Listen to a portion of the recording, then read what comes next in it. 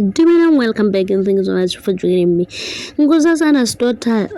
Master Kg featuring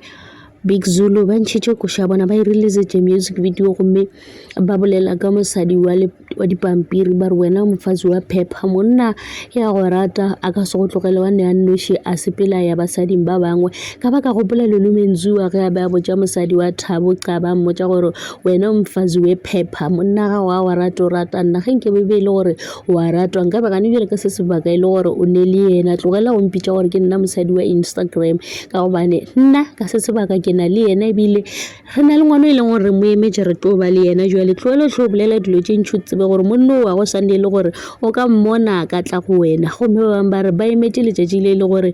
Thabo Qaba le Lulu Menziwa ba tlo gaogana ba re ba nya go save di video tše leng gore wa di poster le di picture ba tlo ba kgone go mo gopotša ka letšatši le leng gore o tla ba lla ba kgone go mmontšha gore ga special ba sa di ka mokana ba swana mare shela go nna se tša sepetse re tla reng o tshwanetse gore o no gotlela o tsebe gore monna o ile le ka mokgwa ile gore Nkosazana le wanitwa le Big Zulu ba tlhalosa ka gona e ka mokgwa ile gore o tshwanetse gore re kušitše gore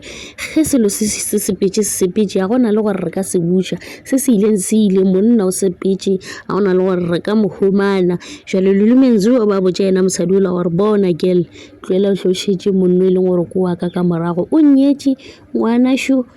bona tloela tlore wena re tlo renyiwa ntlo e tlo ba ya gago le saratana o tlo faela divorce le tlo gaogana nna le yena ra kgona go khutša wena wa se tlhole gona ka maphelong a rena ke dilo tše tša Lulu Menziwa. Thank you so much for watching. Please don't forget to like, comment and subscribe. Le bona o ka re ke nnete gore a bolelele mosadi wa a Thabo Qaba ka mokgwa ile gore o bolela ka yena le gona mosadi ya Thabo Qaba le nna ke bona o ka re a se nnete gore a hlwa a bolela be ya swanetše a no gomola a tlole o bolela ka Lulu Menziwa ka ile gore a go thuše ba tlo nolwa dintwa tše e leng gore ga di fele.